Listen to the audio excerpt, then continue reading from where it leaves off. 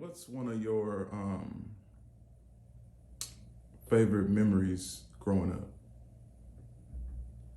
Favorite memories growing up. It could be with your family. I'm really big on family, man. Yeah. Like I'm a family guy, and growing up, we lived in a cul-de-sac.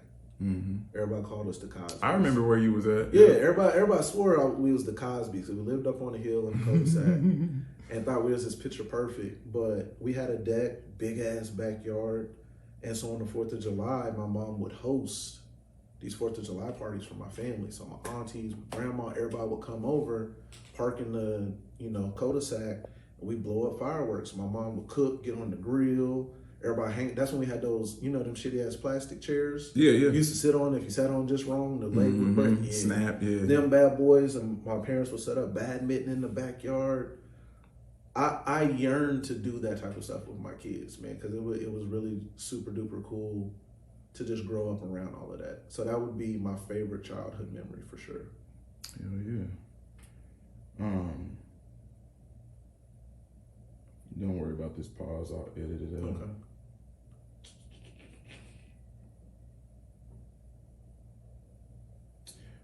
Oh, no, I'm not gonna ask that.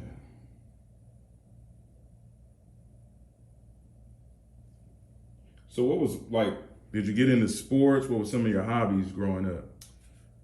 We gonna keep it a buck, bro. My hobbies was money. So all I Yeah. really cared about. Only I had my first job at 14 in CC's Pizza. Mm-hmm. So money was first thing on my mind. Is that something that you sought out to get, like as far as the job, or mom's was like, you need to work? Well, my mom was at Dillon's. Mm-hmm. Of course, everybody knows that. And I just like money. I mean, before that, I was doing things for money. Remember how we used to go to Walgreens and buy the pantyhose and the little bubbles, and we tie that motherfucker up, cut it off, and put it on as a do-rag. Mm-hmm. My dad had, it was like a beauty supply magazine. It was a warehouse, and they had rainbow colors of them. So they had red, blue, yellow, sky blue. And I ordered them, and I took them up to the Boys and Girls Club. I said, yeah, boy, you want this red do-rag? Yeah, go. And I just started popping them off. So my whole life, I was about being an entrepreneur. Mm-hmm. I was about, I can't just sit here and not make money. I cannot sit here and not be productive. So that was instilled in me at a young age, man. So that's all I know how to do. That's all I do now. So was that just like a natural thing, or was that influence? No, it was natural. I mean, my dad always had side hustles. I remember to this day, and I tell people this, my dad, so my dad was a parking enforcer. We're not going to say meter maid. We're going to give him a parking enforcer, yeah, right on. Parking enforcement. He was there to write tickets. He was that nigga that if you had 1 minute left, he'd sit there and wait on your ass and write you a ticket, a hot ticket too. Hey brother, you think, man, I'm already printing it, man. I apologize. But my dad was a hustler, man. Like he doesn't work for the city no more, so I don't care who hears this. Mm-hmm. He would ride around in this Cushman with quarters, and people would have to put quarters in their little time slot. Well, they'd be like, oh, man, you got change. All I got is $1. And you're like, man, I got 75 cents.